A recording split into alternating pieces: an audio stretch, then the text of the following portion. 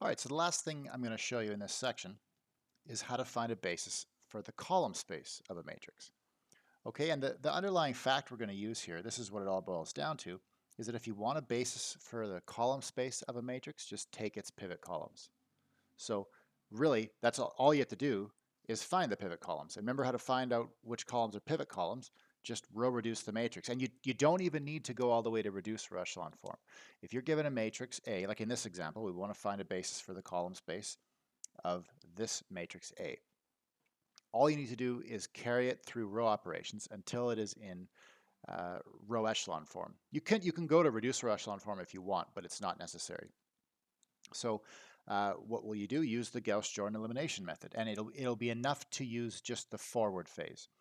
Okay, and as with other examples, I'm going to omit those calculations, but if you perform the Gauss-Jordan elimination method on this matrix A, what you're going to find is that its row echelon form looks like this. And remember, with row echelon form, it's not unique.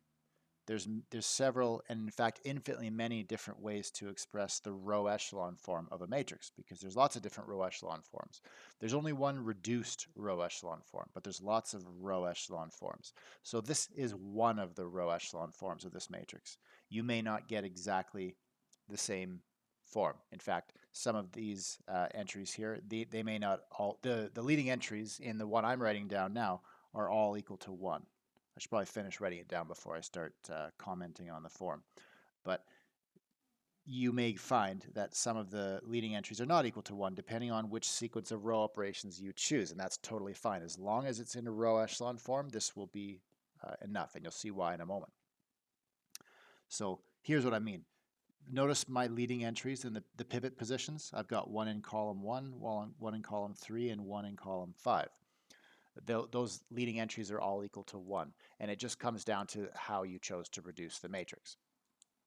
In what precise order did you apply the row operations? But I said it doesn't matter which form you use as long as you use a row echelon form. Why is that? Well, remember why you're doing this.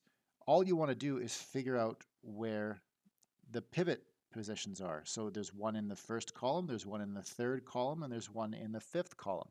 So what that's telling you is that the first column of A, the third column of A, and the fifth column of A are the pivot columns. And so those are going to be the columns that we put together to form our basis. We're not going to take the columns from our reduced version. We're not going to use the row echelon form of A. We're going to all we're doing is using the row echelon form to figure out which columns are pivot columns. Then once we do that, we're going to go back up to the original matrix A and take the pivot columns from that matrix. Okay, so that's how we're going to get our basis here. So our basis B is given as follows. Our first vector is 1, 2, 2, negative 1. Second vector is 4, 9, 9, negative 4. And then our third vector is 5, 8, 9, negative 5. Okay, so that is a basis for the column space.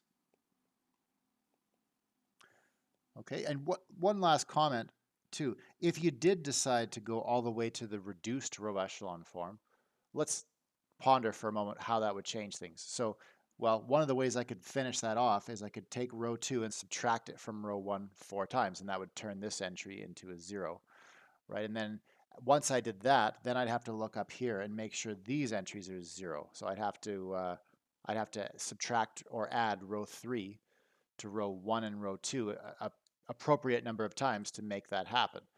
But all I would be doing is, I wouldn't be changing where the leading ones are. These are always going to be your pivot entries, which means columns 1, column 3, and 5 are always going to be the pivot columns, which means we would still go back up to the matrix A and take these 3 columns. So going further to reduced row echelon form here, that's not going to change the basis that you end up with, because remember, all you're doing is using that to figure out where the pivot columns are. The most common error people make in this situation is they forget to go back to the matrix A. So someone might say, okay, column 1, column 3, and column 5 of the row echelon form of A, they'll put those columns here instead and say that that's a basis for the column space of A, but that's just not true. You have to make sure you take the pivot columns of the actual matrix for whose column space you want a basis for.